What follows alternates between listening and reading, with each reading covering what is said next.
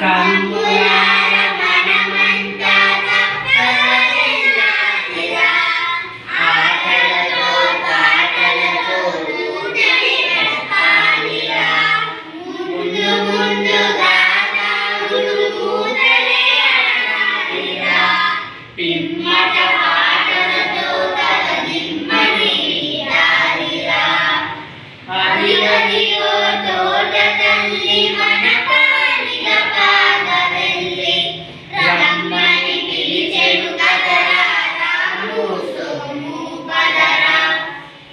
ఆట పాటలైనాక అలసిపోవు నందాక